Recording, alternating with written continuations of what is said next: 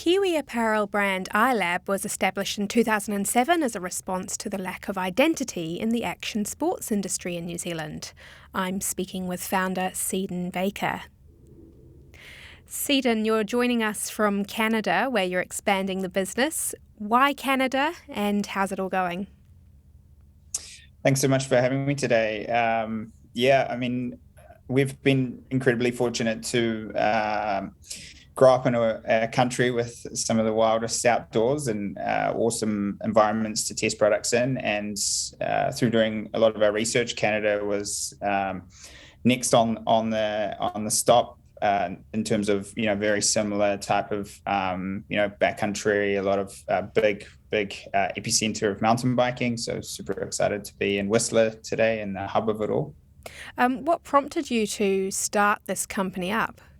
I guess, as you touched on earlier, we felt there was a lack of identity in the action sports world at the time, and it was seemingly quite dark coloured. I'm wearing black today, but there wasn't a lot of like crazy creativity in the space, and so we decided it was a really cool opportunity to, build an identity that people could bring themselves, into and be inspired by. And I guess indirectly at the time, we were building a bit of a cult following, I suppose, that has gone on to now span internationally. So it's super awesome opportunity to do something different. Mm-hmm. Now, you've just done a capital raise and you've attracted some really big names like Rod Drury and Dan Carter. How did you initially attract them into the business? Rod Drury, I was lucky enough to meet him and actually get out for some mountain biking together. And we just got chatting on the trails, and it wasn't really, I didn't, directly go after trying to get an introduction.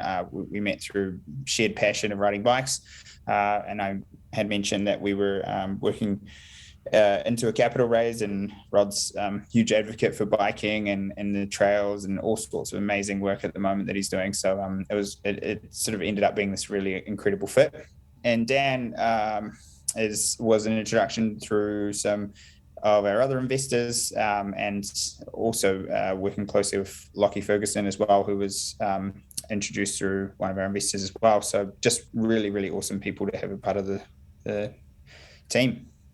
It seems like you're quite good at networking then and building connections. Do you have any advice on how to go around that? I mean, do you have mentors that help you with that sort of stuff? Yeah, I work really closely with my directors as well, who I guess really help connect a lot of dots.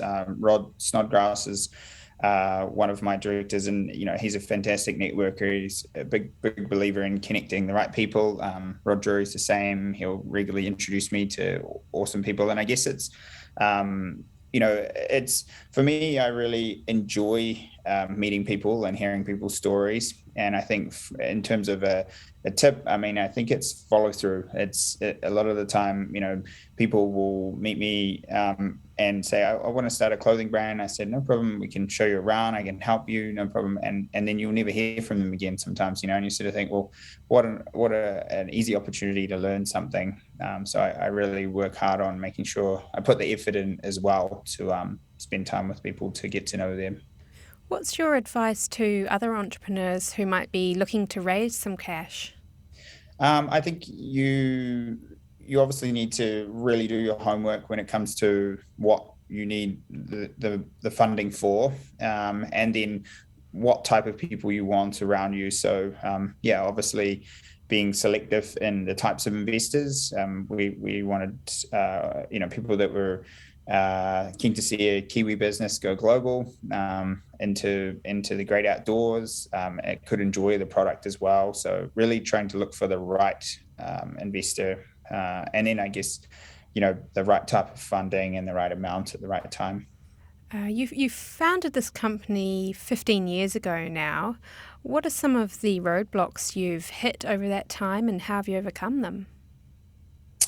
I guess probably the biggest roadblock typically is funding to help. We're an inventory based business, so there's always a lot of challenges when you're trying to fund the next season, particularly when you're trying to grow. And we sell up to a year in advance, so there's quite a large cycle of cash flow to fund onto that next season or next chapter. And I think probably the other challenges are working through the different channels. So we sell direct to our consumers. We have our own retail stores, e-commerce, but we also sell a lot of product at a wholesale level. So trying to manage, I guess, and juggle the different channels and how that dynamic works with our retailers as well. But we're really lucky to have some incredible retailers who we all work together on a really great level. And as you built the business up, how did you stay motivated, and as things changed and you changed? Yeah, I guess we were for sure obsessed and workaholics in those early years in terms of just long days, long nights, 7 days a week.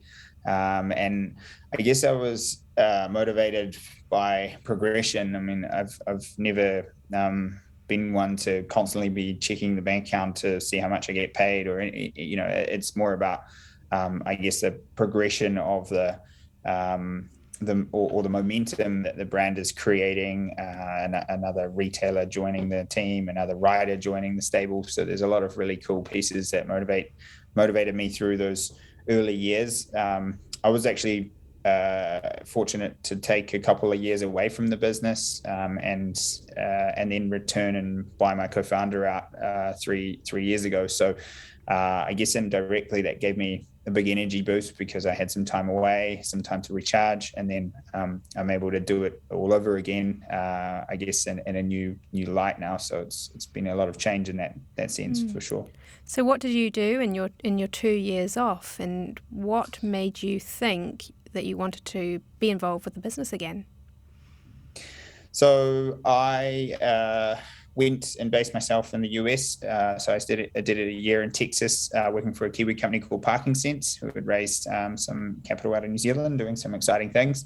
And I knew the founders there. And then I went and worked in Los Angeles with a really exciting motorsport media agency that's doing some pretty cool stuff for Formula One. And I guess was still on the peripheral of action sports and the bike space and a lot of that world. And I remained half owner of the business through this time, so I was still connected to ilabb, on a monthly board meeting basis.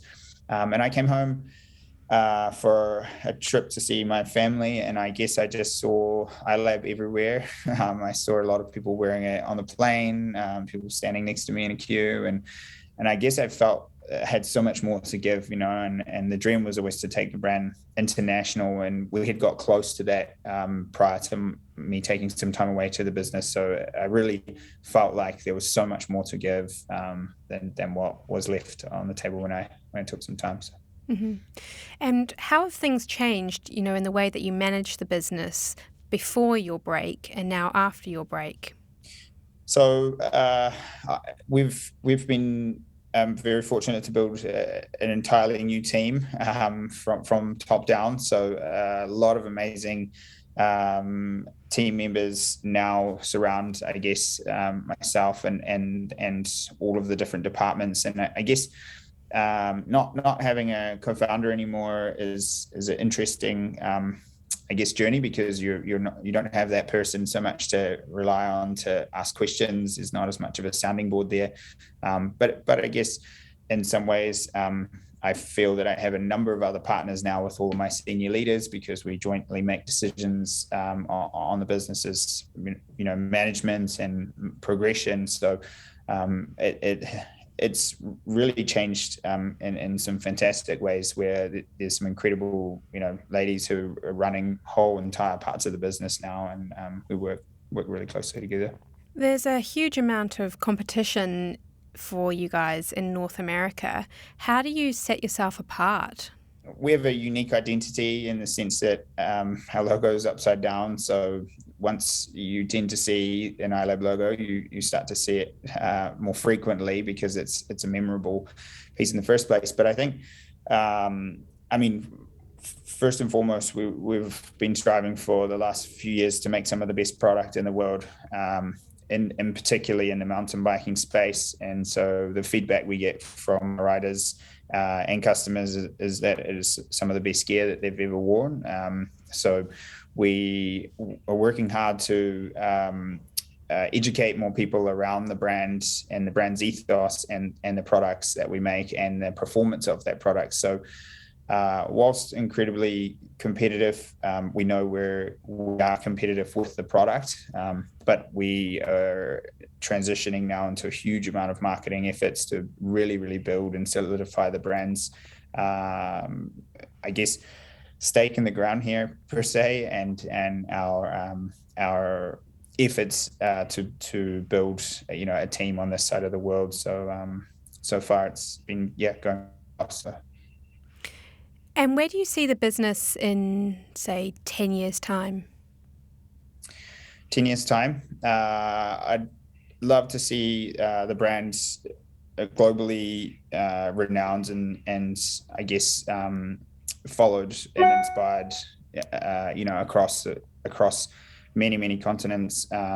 We are working on plans to head into Europe in the next couple of years, and further into North America. So super excited to see the brand expand its footprint from a office retail team operational level. I personally have a goal to I guess fuel